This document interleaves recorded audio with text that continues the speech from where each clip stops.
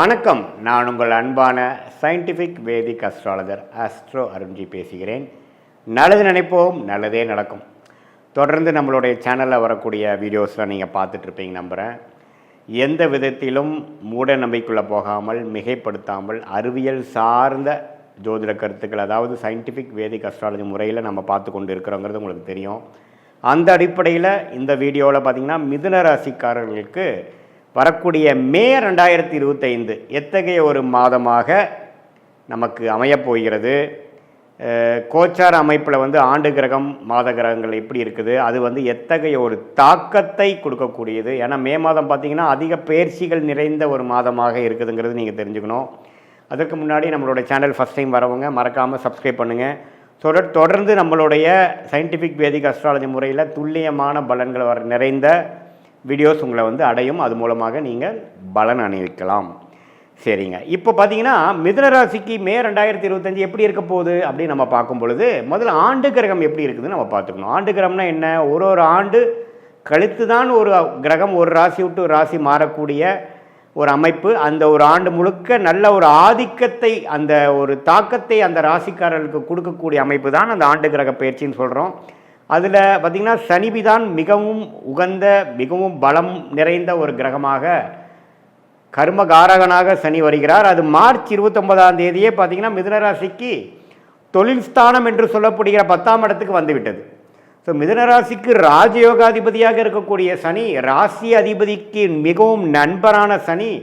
ராசி அதிபதி யார்? புதன். புதனுக்கு நண்பர் யார்? சனி. சனி யார்? ராஜயோகாதிபதியாக மிதுனத்துக்கு வருகிறார். அவர் 10ஆம் இடம் என்று சொல்லப்படுகிற த பெஸ்ட் பொசிஷன் என்று சொல்லப்படுகிற தொழில் வேலை அமைப்பை, வாழ்க்கையில் நம்மளுடைய ஸ்டேட்டஸை நிர்ணயிக்கக்கூடிய ஒரு 10ஆம் இடத்துக்கு வரக்கூடிய சனி எத்தகைய ஒரு தாக்கத்தை கொடுக்குறாருன்னு பார்த்தீங்கன்னா மிதுன ராசிக்காரர்களுக்கு இந்த ஒரு மாதமாகவே நீங்கள் ஏப்ரல் மாதம் பார்த்துருப்பீங்க. தொழில் விஷயமா, வேலை விஷயமா நிறைய நெருக்கடிகள், நிறையா சேஞ்சஸ், நிறையா விஷயங்கள் கொடுக்க ஆரம்பிச்சு உங்களை எந்த வழியில் கொண்டு போனால் நீங்கள் டெவலப் ஆவீங்களோ அந்த வழிக்கு கொண்டு வந்துட்டுருக்கிற ஆரம்பித்து விட்டார். அவருடைய ட்ரீட்மெண்ட் கடந்த மார்ச் 29 ஆரம்பிச்சிருச்சுங்கிறது நல்ல எல்லா மிதுன ராசிக்காரர்களுக்கும் ஒத்துப்பீங்க. இப்போ மே 1ஆம் தேதி என்ன நடக்குதுன்னு பார்த்தீங்கன்னா, நல்லாவே பார்த்தீங்கன்னா குரு பேச்சு, ராகு பேச்சு எல்லாமே மே மாதம் நடக்குது. குறிப்பாக மே 15ஆம் தேதி குரு பார்த்தீங்கன்னா இதுவரை விரயத்தையும், வீண் செலவுகளையும், தூர பிரயாணங்களையும், மாணவர்களுக்கு ஒரு கான்சன்ட்ரேஷன் இல்லாத விஷயங்களும், சீனியர் சிட்டிசன் முதியோர்களுக்கு செலவுகளையும், மருத்துவ பிரச்சனைகளும் கொடுத்து கொண்டிருந்த குரு ராசிக்குள்ளேயே போய் எல்லாத்தையும் கொஞ்சம் நிறுத்துறார். முதல் டெவலப்மெண்ட் கொடுக்குறாரா இல்லையோ, முதல் பிரச்சனையை குறைக்கிறார், விரயத்தை குறைக்கிறார், வீண் அலைச்சலை குறைக்கிறார், கிளாரிட்டி இல்லாத செயல்களை குறைக்கிறார். எப்படி வராருன்னா, விரயத்தில் இருக்கக்கூடிய குரு மே 15 ராசிக்குள்ளே வரும்பொழுது ராசி புத்துணர்ச்சி பெறுகிறது. நம்மளுடைய எண்ணங்கள் புத்துணர்ச்சி பெறுகிறது. சுவாரஸ்யமான ஒரு விஷயத்துக்குள்ளே போகிறோம். தேவையில்லாத பழக்கங்கள், லேசியாக இருக்கிறது, சோம்பேறித்தனமாக சில விஷயங்கள் செய்வது, எந்திலையும் முயற்சி இல்லாமல் இருப்பது, கிளாரிட்டி இல்லாமல் செயல்படுவது, உறவுகளை மேன்மை பெறாமல் வாழ்வது, வாக்கு பலிதம் இல்லாமல் இருக்கிறது, எல்லாமே குறைந்து முதல் மனசு நல்ல ஒரு ஒழுக்கம் நிறைந்த ஒரு அமைப்புகளை இப்போ நம்ம சிலதெல்லாம் கேட்டிருப்போம். சார் அவர் முதல் அப்படி இருந்தார் சார், இப்போ கொஞ்சம் நல்லா இருக்கிறாரு.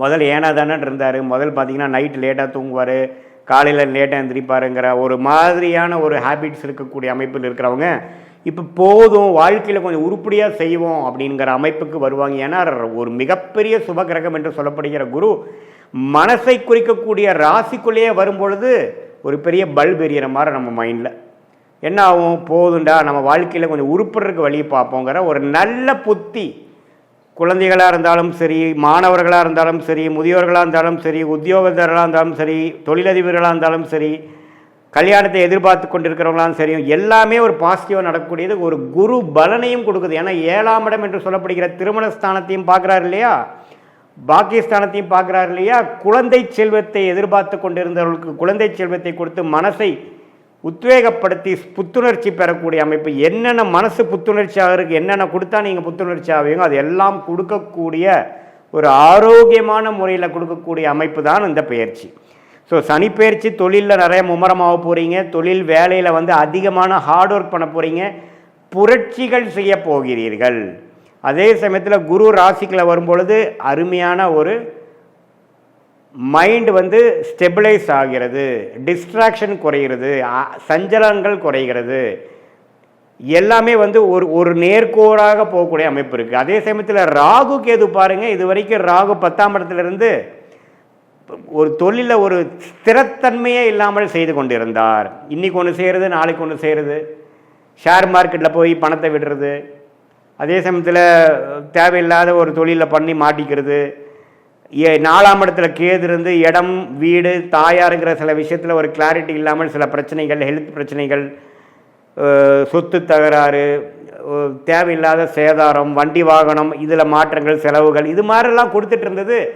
அருமையான ஒரு சேஃபான இடமாகிய கேது 3ஆம் இடத்துக்கும் ராகு 9ஆம் இடத்துக்கும் வருகிறார். இது என்னென்னா தந்தையாருக்கு கொஞ்சம் உடல்நல கோளாறுகள் அது மாதிரி கொடுக்குமே தவிர ஜாதகருக்கு மிதுன ராசிக்காரர்களுக்கு நல்ல யோகத்தை கொடுக்கக்கூடிய அமைப்பு. ஸோ ஆண்டு கிரகம் வந்து அருமையான அமைப்புக்குள்ளே வந்துட்டாருங்கிறது தான் உண்மை. 3 ஆண்டு கிரக அமைப்பும் நல்லா இருக்குது. ஸோ மாத கிரகம் எப்படி இருக்குன்னு பார்க்கும் பொழுது ராசி அதிபதியாகிய புதன் பார்த்திங்கன்னா மாதத்தின் முதல் வாரமே பார்த்திங்கன்னா 10ஆம் இடத்தில் இருக்கிறார். ஏப்ரல் முழுதும் பார்த்திங்கன்னா நீச்சப்பட்டு சனி ராகுவோட சேர்ந்து ஏப்ரல் மாதம் மிகவும் துயரப்பட்ட மிதுன ராசிக்காரர்கள் மே மாதத்திலேருந்து கொஞ்சம் கொஞ்சமாக அப்படியே மீண்டு வந்து அருமையான பலன்கள், நல்ல ஒரு தொழில் அமைப்பு, தொழிலில் நல்ல ஆர்வம், முன்னேற்றம், வேலையில் நல்ல ப்ரமோஷன், மாணவர்களுக்கு நல்ல படிப்பில் நல்ல ஒரு உத்வேகமான ஒரு கான்சன்ட்ரேஷன், நல்ல ஒரு கான்ஃபிடென்ஸ், இது எல்லாத்தையுமே கொடுக்கக்கூடிய அமைப்பு அப்படியே மே 7ஆம் தேதியிலேருந்து அது படிப்படியாக நம்ம பார்க்கலாம். மே 23 பார்த்தீங்கன்னா இன்னுமே பெட்டருங்க. ஏன்னா மேஷத்தில் இருக்கக்கூடிய 11ஆம் வீட்டில் இருக்கக்கூடிய ராசி அதிபதியே பார்த்தீங்கன்னா ஜெயிக்கிறதுக்கு என்ன வழி, நம்ம வந்து எது மாதிரி குறைகளோடு நம்ம வாழ்ந்தோம், இனிமேல் அந்த குறைகளை எப்படி நிவர்த்தி செய்வது எல்லாமே உங்களுக்கு வரக்கூடிய அமைப்பு. ரிஷபத்துக்குள்ளே மே 23ஆம் தேதி வர்றது இன்னுமே நல்ல அமைப்பு. ஜாதகர் இன்னுமே கிளாரிட்டியோடு செயல்படுவார். காம்படிட்டிவ் எக்ஸாம்ஸ் எழுதக்கூடிய ஒரு நடுத்தர வயதினர், அரசு உத்தியோகத்துக்காக எழுதக்கூடியவங்க, சூரியனும் உச்சம் பெறுகிறார் பாருங்கள் மே 15க்கு அப்புறம். ஸோ அருமையான ஒரு அமைப்பு நிறைந்த ஒரு மோஸ்ட்லி பார்த்திங்கன்னா ஒரு மே 7ஆம் தேதியிலேருந்தே அதை உணரக்கூடிய ஒரு மாதமாக மிதுன ராசிக்காரர்களுக்கு வருது. சூரியனின் சஞ்சாரமும் ராசி அதிபதி ஆகிய புதனின் சஞ்சாரமும், சுக்கிரன் பார்த்திங்கன்னா 10ஆம் இடத்திலே உச்சம் பெற்று ராகு சனியோட விலகி இருக்கிறார். ஸோ அது ஒரு அருமையான அமைப்பு. ஸோ மே கடைசி பார்த்தீங்கன்னா மேஷத்துக்கே வருகிறார். 11ஆம் இடத்துக்கே ராஜயோகாதிபதி வருவது இன்னுமே நல்ல விஷயம். ஸோ குழந்தைகள்னால ஒரு நல்ல பலன்.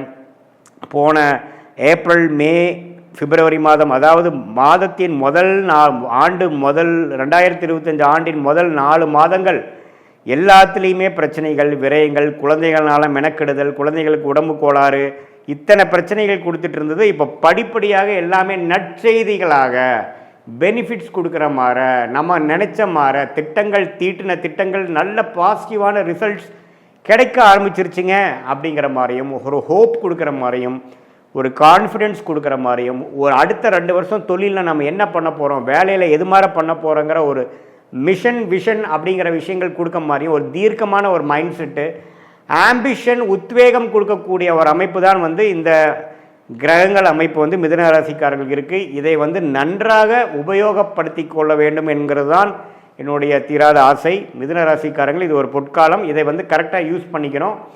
இது வந்து ஒரு பொதுவான பலன்களை தவிர உங்களுடைய ஜென்ம ஜாதகத்தில் எப்படி ஒரு பலாபலன்கள் இருக்கிறது, என்ன தசாபுக்திகள் போய்கொண்டு இருக்கிறது, நீங்கள் என்ன லக்னத்தில் பிறந்தீங்க, இதெல்லாம் வைத்து பார்த்து நான் சொன்ன இந்த கோச்சார் அமைப்பு மிக்ஸ் பண்ணி பார்க்கும்பொழுது இன்னுமே துல்லியமான பலன்கள் short term and long term, அதாவது அடுத்த 6 மாதங்கள் அப்புறம் அடுத்த 2-3 வருடங்கள் எப்படி இருக்க போகுது தெளிவாக நம்ம பார்க்கலாங்கிறது நீங்கள் தெரிஞ்சுக்கணும். மீண்டும் மற்றொரு காணொலியில் சந்திப்போம்.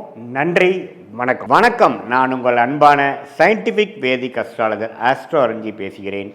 நல்லது நினைப்போம், நல்லதே நடக்கும். தொடர்ந்து நம்மளுடைய சேனல்ஸில் வரக்கூடிய வீடியோஸ்லாம் பார்த்துட்டு இருப்பீங்க நம்புகிறேன். எந்த விதத்திலும் மிகைப்படுத்தாமல் மூட நம்பிக்கையில் போகாமல் உள்ளது உள்ளவாறு பார்த்து கொண்டிருக்கிறோம். சயின்டிஃபிக் வேதிக் அஸ்ட்ராலஜி முறையில் பார்த்து கொண்டிருக்கிறோம். எப்படி கர்மா, போன ஜென்மத்தில் நம்ம செய்த கர்மா இந்த ஜென்மத்தில் சாதகமான சம்பவங்களாகவும் சாதகமற்ற வாழ்க்கை சம்பவங்களாகவும் எப்படி உருவெடுத்து நம்மளுடைய வாழ்க்கையில் வந்து நமக்கு எப்படி வந்து நம்மளை வழி நடத்துகிறதுங்கிறது நம்ம துல்லியமாக பார்த்து கொண்டிருக்கிறோம். அந்த அடிப்படையில் இந்த வீடியோவில் கடகராசிக்காரர்களுக்கு 2025 மே மாதம் எத்தகைய ஒரு மாதமாக, எத்தகைய ஒரு பலாபலன்கள் நிறைந்த மாதமாக இருக்க போகுதுங்கிறது பார்க்க போகிறோம். அதுக்கு முன்னாடி ஃபஸ்ட் டைம் நம்மளுடைய சேனலுக்கு வரவங்க மறக்காமல் சப்ஸ்கிரைப் பட்டன் கிளிக் பண்ணுங்கள். ஸோ தட் நம்மளுடைய வீடியோஸ் எல்லாம் உங்களை வந்து அடையும். இப்போ பார்த்தீங்கன்னா மே மாதம் 2025 ஸ்டார்ட் ஆகும் பொழுது எத்தகைய ஒரு கிரக அமைப்பு இருக்குதுங்கிறப்போ 2 விதமாக நம்ம பிரித்து கொள்ளலாம். மாத கிரகம் ஒரு பக்கமும், ஆண்டுதோறும் பயிற்சி செய்யக்கூடிய ராகு கேது சனி குரு ஒரு பக்கமும் நம்ம வைத்து பார்க்கும் பொழுது சனி பெயர்ச்சி ஆல்ரெடி ஆகிவிட்டது அப்படிங்கிறது நம்ம உணர்கிறோம். மார்ச் 29, 2025 அப்போவே பார்த்திங்கன்னா மே மாதத்துக்கு ஒரு மாதம் முன்னாடியே சனி பெயர்ச்சி முடிந்து கடகராசிக்காரர்கள் 2023, 24 படாத கஷ்டங்கள் பட்ட அஸ்தம சனியில் பாதிக்கப்பட்ட கடகராசிக்காரர்கள் படிப்படியாக வெளியில் வந்து அந்த பிரச்சனையிலேருந்து வெளியில் வந்து இயல்பான வாழ்க்கைக்குள்ளே வந்துட்டீங்கிறது தான் உண்மை. அதை இன்னுமே மிகைப்படுத்தி, இன்னுமே கொஞ்சம் அதிகப்படுத்தி, இன்னுமே கொஞ்சம் நிலைநிறுத்தக்கூடிய, அதை உணரக்கூடிய, அஸ்தம சனி முடிஞ்சிருச்சுங்கிறத உணரக்கூடிய ஒரு மாதமாக, அடுத்த கட்ட நடவடிக்கைக்கு நம்ம வாழ்க்கையை செலுத்தக்கூடிய ஒரு மாதமாக கடகராசிக்காரர்களுக்கு மே மாதம் வருகிறது. ஏன்னு பார்த்தா இதுவரை பார்த்திங்கன்னா 11ஆம் இடத்துல இருந்த குரு மே 15ஆம் தேதி 12ஆம் இடத்துக்கு வந்து 6ஆம் இடத்தோட கனெக்ட் ஆகுது. ஸோ 6ஆம் இடத்துக்கு கனெக்ட் ஆகிறப்ப என்ன ஆகும்னா கேஷ் ஃப்ளோ, தொழிலில் இருக்கிறவங்க, வேலையில் இருக்கிறவங்களுக்குலாம் ஒரு கேஷ் ஃப்ளோ கிடைக்கும். ஒரு திடீர்னு ஒரு டாப்அப் லோன் கிடச்சி அது மூலமாக சில வசதிகள் படுத்திக்கலாம். ஒரு விசா எதிர்பார்த்துட்டு இருக்கிறவங்களுக்கு விசா கிடைக்கிற விஷயம், வெளிநாடு போய் செட்டில் ஆகக்கூடிய விஷயம், இம்போர்ட் எக்ஸ்போர்ட் பண்ணுறவங்களுக்கு ஒரு நல்ல பிரேக் த்ரூ கிடைக்கக்கூடிய அமைப்பு, ஒரு எக்ஸ்பேன்ஷனுக்காக, ஒரு அபிவிருத்திக்காக பணம் விஷயங்கள் கிடைக்காம அவதிப்பட்டு இருந்தவர்களுக்கு ஒரு திடீர் பண வரவு, பழைய இன்வெஸ்ட்மெண்ட் மூலமாக ஒரு விரயம் செய்து, ஒரு சுப விரயம் செய்து அருமையான ஒரு லாபத்தை பெறக்கூடிய ஒரு அமைப்பு, ஷேர் மார்க்கெட் மற்ற ரியல் எஸ்டேட்டில் இன்வெஸ்ட் பண்ணதில் ஒரு நல்ல ரேட்டுக்கு எல்லாமே கிடைத்து பலனை அடைவிக்கக்கூடிய அமைப்பு எல்லாம் கொடுத்து அஸ்தம சனி முடிஞ்சிருச்சுரா அப்படிங்கிற ஒரு எண்ட் கார்டு உங்களுக்கு கொடுக்கக்கூடிய ஒரு அற்புதமான மாதமாக, குறிப்பாக மே 15க்கு அப்புறம் ஆகக்கூடிய குரு பயிற்சி உங்களுக்கு கொடுக்குது. அதே சமயத்தில் ராகு கேதுவும் பார்த்தீங்கன்னா 3ஆம் இடத்துல கேதுவும் 9ஆம் இடத்துல ராகு இருந்தது. இப்போ ராகு 8க்கு வந்தாலும் குரு பார்வை பெற்று கொஞ்சம் மறைமுக இன்கம், ஷேர் மார்க்கெட்டில் கொஞ்சம் இன்வெஸ்ட் பண்ணுறது, கொஞ்சம் ஃப்யூச்சருக்காக சிலது இன்சூரன்ஸ் அது மாதிரி போடுறதுங்கிற மாதிரி அற்புதமான ஒரு அமைப்புகள் கொடுக்கக்கூடிய ஒரு மாதமாக கடகராசிக்காரர்களுக்கு வருகிறது. அதே சமயத்தில் இந்த ராகு கேது குரு சனி 3மே வந்து ஓரளவுக்கு நல்ல பலன்களை கொடுக்க அமைப்புகள் போகும்பொழுது மாத கிரகம் பார்த்திங்கன்னா புதன் பார்த்திங்கன்னா இதுவரை 9ஆம் இடத்துல சனி ராகுவால் பாதிக்கப்பட்டு படிப்பு விஷயத்தில் மாணவர்கள்லாம் கொஞ்சம் பாதிக்கப்பட்டவங்களுக்கெல்லாம் கொஞ்சம் படிப்படியாக நல்ல நிவர்த்தி, நல்ல கான்சன்ட்ரேஷன், நல்ல இம்ப்ரூவ்மெண்ட்டை கொடுக்கக்கூடிய ஒரு மாதமாக மே மாதம் வருகிறது. அப்புறம் பார்த்திங்கன்னா மே 7ஆம் தேதிக்கு மேஷத்துலேயும், மே 23ஆம் தேதி ரிஷபத்துக்கும் வந்து படிப்படியாக படிப்பு சார்ந்த விஷயங்கள், டாக்குமெண்டேஷன் சார்ந்த விஷயங்கள், ஐடி துறையில் இருக்கிறவங்க எல்லாத்துக்குமே நல்ல பெனிஃபிட்ஸ் கொடுக்கக்கூடிய அமைப்புகள் கொடுக்குதுங்க. அதே சமயத்தில் சூரியன் வந்து 10ஆம் இடத்துல மே 15ஆம் தேதி வருகிறார்.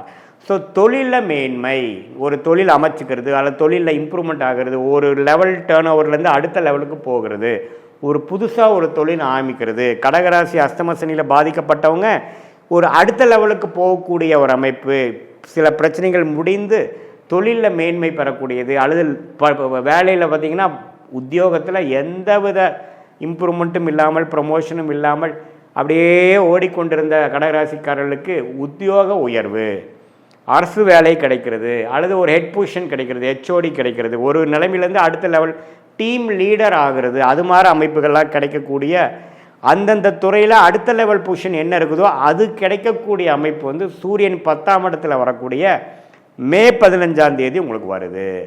ஸோ இதெல்லாம் வச்சு பார்க்கும் பொழுது அஸ்தம சனி முடிஞ்சிருச்சுரா சாமிங்கிற அமைப்பு வந்து எல்லா கடகராசிக்காரர்களும் முழுசாக உணரக்கூடிய ஒரு மாதமாக மே மாதம் வருதுங்கிறத நாம் தெரிஞ்சுக்கணும். அதே சமயத்தில் சுக்கிரன் பார்த்திங்கன்னா உச்சம் பெற்று 9ஆம் இடத்துல இருந்து மாதத்தின் இறுதியில் பார்த்திங்கன்னா 10ஆம் இடத்துக்கே வருவது இன்னுமே வந்து தொழில் மேன்மை ஃப்யூச்சரில் வரக்கூடிய ஜூன் ஜூலையில் இன்னுமே நல்லாவே ப்ரோக்ரஸ் ஆக போகிறதுங்கிறதுக்கு இன்னுமே அது ஒரு சான்றிதழாக இருக்கிறது. ராசிக்குள்ளேயே செவ்வாய் இருக்கிறார். ராஜயோகாதிபதி என்று சொல்லப்படுகிற செவ்வாய் நீச்சமாக இருந்தாலும் கடகத்துக்குள்ளேயே இருக்கிறது. நல்ல தீர்க்கமான ஒரு மைண்டு, நம்ம பிளான் பண்ணி எல்லாத்தையும் எக்ஸிக்யூட் பண்ணக்கூடிய விஷயங்கள் இருக்குது. 7ஆம் இடம் என்று சொல்லக்கூடிய பங்குதாரர்கள் கணவனாக இருந்தால் மனைவி, மனைவியாக இருந்தால் கணவனை பார்க்கறதுனால சிறு சிறு கருத்து வேறுபாடுகள் வந்து போகலாம். கொஞ்சம் பேசுகிற விஷயத்திலையும் நீங்கள் சொல்லக்கூடிய கருத்துக்களை இன்னுமே கொஞ்சம் தன்மையாக சொல்லி புரிய வைக்க வேண்டும் என்பது நான் உங்களுக்கு கேட்டுக்கொள்கிறேன். மற்றபடி பார்த்திங்கன்னா எல்லாமே ஓரளவுக்கு சாதகமான ஒரு பலன்களாக தான் சூரியனாக இருந்தாலும் சரி, புதனாக இருந்தாலும் சரி, சுக்கிரனாக இருந்தாலும் சரி, மாத கிரகங்களும் முதலே சொன்ன மாதிரி ஆண்டு கிரகமும் அருமையான ஒரு அமைப்பு நிறைந்ததாக கடகராசிக்காரர்களுக்கு இருக்குது. இந்த ஏப்ரல் மாதம் பார்த்திங்கன்னா இந்த சனியும் ராகும் சேர்ந்து புதன் சுக்கிரன்லாம் அதில் பாதிக்கப்பட்டு மாணவர்கள்லாம் கொஞ்சம் கான்சன்ட்ரேஷன் பண்ண முடியாமல் கொஞ்சம் எக்ஸாம் ஃபியர், டென்ஷன், இது மாதிரி சில குழப்பங்கள்லாம் நிறைந்த ஒரு மாதமாக ஏப்ரல் மாதத்தில் இருக்கின்ற மாணவர்களுக்கு மே மாதத்திலிருந்து ஓரளவுக்கு நல்ல கிளாரிட்டி, அதுக்கு அடுத்து வரக்கூடிய காம்படிட்டிவ் எக்ஸாம்ஸு, என்ட்ரன்ஸ் எக்ஸாம்ஸு, போகக்கூடிய எல்லாமே ஃப்யூச்சரில் படிக்கக்கூடிய அமைப்புகளில் ஒன்று கொஞ்சம் கிளாரிட்டி, அது மாதிரி விஷயங்கள்லாம் நன்றாக கொடுக்கக்கூடிய ஒரு அற்புதமான மாதமாக கடகராசிக்காரர்களுக்கு இது வருகிறதுங்கிறது நாம் தெரிஞ்சுக்கிறோம். இது ஒரு பொதுவான பலன்களை தவிர உங்களுடைய ஜென்ம ஜாதகத்தில் நீங்கள் எந்த லக்னத்தில் பிறந்தீங்க, லக்னாதிபதி எப்படி இருக்குது, லக்னமும் ராசி ஒன்றால் லக்னம் வேறையா, என்ன தசாபுக்திகள் போய் கொண்டிருக்கிறது, அந்த தசநாதனும் புக்திநாதனும் நான் இப்போ சொன்ன கோச்சார் அமைப்பில் எத்தகைய அமைப்பாக இருக்கிறார்கள், அந்த தசநாதன் திக்பலம் பெற்றிருக்கிறாரா, திருக்பலம் பெற்றிருக்கிறாரா, ஸ்தானபலம் பெற்றிருக்கிறாரா, ஒரு கிரகம் எப்படி இருக்கிறதுலாம் பார்த்து நான் சொன்ன இந்த கோச்சார் அமைப்போட சேர்த்து பார்க்கும் பொழுது துல்லியமான பலன்கள் நாம் பார்க்கலாங்கிறது தெரிஞ்சுக்குங்க. அதாவது ஷார்ட் டேர்ம் எப்படி இருக்க போகுது, ஃப்யூச்சரில் லாங் டேர்ம் எப்படி இருக்க போகுது, எது மாதிரி முடிவுகள் எந்த நேரத்தில் எடுக்கிறது நல்லது, எந்த டைரக்ஷனில் வாழ்க்கை போக போகுதுங்கிறதெல்லாம் தெரிந்து அதன் பிரகாரம் உங்களுடைய வாழ்க்கையை அமைச்சிக்க போகும்பொழுது உங்களுடைய பொட்டன்ஷியலை நீங்கள் சீக்கிரமாக ரீச் பண்ணி எதிர்நீச்சல் போட்டு போராடாமல் கடவுளோட பிளான் என்னவோ அதுக்கு தகுந்த மாதிரி நீங்களும் போய் பெனிஃபிட் அடையலாங்கிறது நான் சொல்ல விரும்புகிறேன். இது ஒரு பொதுவான பலன்களுங்கிறது நீங்கள் அறிந்து கொள்ள வேண்டும். இதே பார்த்திங்கன்னா கடகராசிக்காரர்களுக்கு இந்த மே 15ஆம் தேதியிலேருந்து வரக்கூடிய இந்த சூரியரோட பயிற்சி, குரு பயிற்சி, ராகு கேது பயிற்சி என்ன சொல்லுதுன்னா, இதுவரை கடகராசிக்காரர்கள் அஷ்டம சனியில் மாட்டிகிட்டு இருந்தவங்க என்னதான் ஏப்ரல் மாதம் அஷ்டம சனி முடிஞ்சிருச்சுங்கிறது உணரலினாலும் மே மாதம் கட்டாயம் 15ஆம் தேதிக்கு அப்புறம் அந்த மாற்றத்தை உணரக்கூடிய ஒரு அற்புதமான ஒரு மாதமாக, என்னதான் உங்களுடைய தசாபுக்திகள் நியூட்ரலாக இருந்தால் இது மாதிரி பலன்கள் மே மாதமே நீங்கள் அறிந்துருவீங்க. தசாபுக்திகள் நல்லாக இருக்கும் பட்சத்தில் உண்மையே தூக்கலான பலன்கள், நான் சொன்ன நல்ல பலன்கள் இன்னும் அதிகமாகவும், தசாபுக்திகள் கொஞ்சம் சற்று குறைவாக இருக்கும் பொழுது, சாதகமற்ற இருக்கும் பொழுது நான் சொன்ன சாதகமான பலன்கள் சற்று குறைவாகவும் இருக்குங்கிறத நீங்கள் தெரிஞ்சுக்கணும். இது பொதுவான பலன்களே. மீண்டும் மற்றொரு காணொலியில் சந்திப்போம். நன்றி, வணக்கம்.